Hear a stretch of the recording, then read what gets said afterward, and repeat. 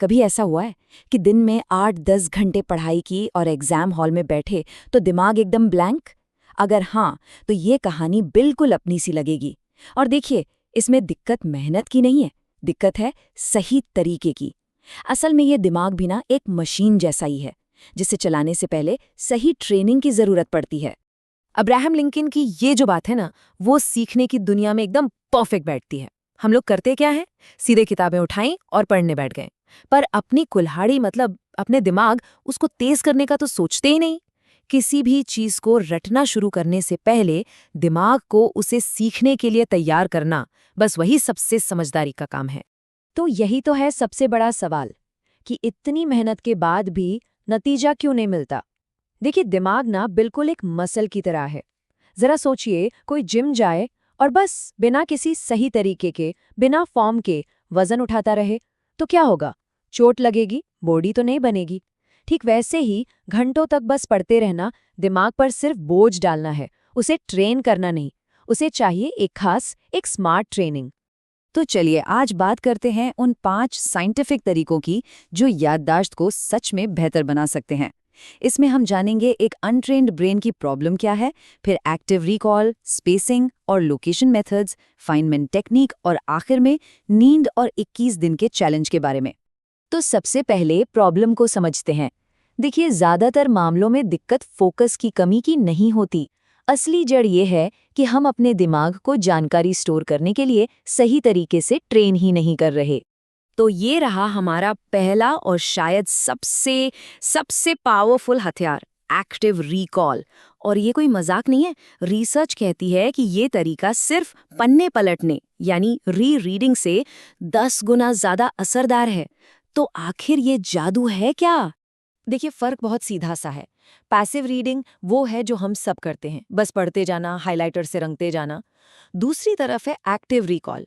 इसका मतलब है किताब बंद करो और दिमाग पर जोर डालो। खुद से पूछो, अच्छा मुझे क्या क्या याद है, और फिर उसे बिना देखे लिखो या किसी को सुनाओ। ये बिल्कुल वही जिम वाली बात है। जब हम दिमाग पर जानकारी को बाहर निकालने के लिए जोर डालते हैं ना, तो उसके न्यूरल कनेक्शंस मजबूत होते हैं। दिमाग को एक साफ सिग्नल मिलता है कि भाई ये जानकारी जरूरी है, इसे संभाल कर रखना है। और बिना इस मेहनत के जानकारी बस एक कान से अंदर आती है और दूसरे से बाहर निकल जाती है। अच्छा, एक्टिव रिकॉल तो हो गया। अब बात करते हैं दिमाग में जानकारी को ठीक से जमाने के लिए कुछ सिस्टम्स की। इसमें हमारा पहला सिस्टम है मेमोरी पैलेस। हाँ, मुझे पता है। ये सुनने में किसी फैंटेसी फिल्म जैसा लगता है ना? पर यकीन मानिए, ये असल में काम करता है। बात ये है कि हमारा दिमाग शब्दों या नंबरों से ज्यादा जगहों को याद रखने में माहिर होता है। जैसे हमें किसी दोस्त का घर याद रहता है या अपना पुराना स्कूल। ये तकनीक दिमाग की बस इसी सुपरपावर का इस्तेमाल करती है। और इसे बनाना भी ना एक मजेदार खेल जैसा है। बस अपने घर के बारे में सोचिए। मान लीजिए मेन दरवाजे पे आपने चिपका दिया 1947, किचन में रख दिया मैथ्स का कोई फॉर्मूला और बेडरूम में कोई जरूरी नाम। अब जब भी कुछ याद करना हो, बस अपने दिमाग में उस घर का एक चक्कर लगा लीजिए। और कमाल की बात तो सुनिए, पुराने जमाने में ग्रीस के लोग इसी तरीके से पूरी पूरी किताबें और लंबे लंबे भाषण याद कर लेते थे। चलिए, जगह की बात तो हो गई, लोकेशन तो ठीक है, पर टाइमिंग का क्या? यहीं पर आता है हमारा अगला पावरफुल सिस्टम, जो सही समय का इस्तेमाल करके याददाश्त को एकदम पक्का कर देता है। इसे कहते हैं स्पेस्ड रेपिटिशन। बात है 1885 की। हरमन एबिंगहाउस नाम के एक साइंटिस्ट ने कुछ ऐसा खोजा जो आज भी 100% सच है। इसे कहते हैं फॉरगेटिंग कर्व। ये क्या दिखाता है? ये दिखाता है कि अगर हम किसी पढ़ी हुई चीज को दोहराए नहीं, तो सिर्फ 1 महीने के अंदर उसका 90% हिस्सा दिमाग से पूरी तरह गायब हो जाता है। सोचिए, 90%। तो इस भूलने की बीमारी का इलाज क्या है? जवाब है ये सिंपल सा शेड्यूल। जब हम सही गैप पर सही समय पर जानकारी को दोहराते हैं, तो हम अपने दिमाग को एक सिग्नल भेजते हैं कि हे, ये जरूरी है, इसे भूलना नहीं है। और हर रिवीजन के साथ वो याद और भी गहरी और पक्की होती चली जाती है। अच्छा जी, अब बात करते हैं एक ऐसी तकनीक की जो महान वैज्ञानिक रिचर्ड फेनमैन के नाम पर है। उनका एक ही सीधा सा मंत्र था, अगर आप किसी चीज को आसान भाषा में नहीं समझा सकते, तो इसका मतलब साफ है कि आप उसे खुद भी ठीक से नहीं समझे हैं। और इसे इस्तेमाल करने के लिए बस ये 4 सिंपल से स्टेप्स हैं। कोई भी मुश्किल टॉपिक उठा लीजिए और फिर उसे ऐसे समझाइए जैसे किसी 5 साल के बच्चे को समझा रहे हो। अब जहां भी आप अटके या भारी भरकम शब्दों का इस्तेमाल करना पड़े, बस समझ जाइए वही आपकी कमजोरी है। वापस किताब पर जाइए, उस हिस्से को दोबारा समझिए और फिर से और भी आसान भाषा में समझाने की कोशिश कीजिए। अब देखिए, ये सारी की सारी तकनीकें, चाहे वो एक्टिव रिकॉल हो या मेमोरी पैलेस, ये सब तभी काम करेंगी जब आपकी नींव मजबूत हो।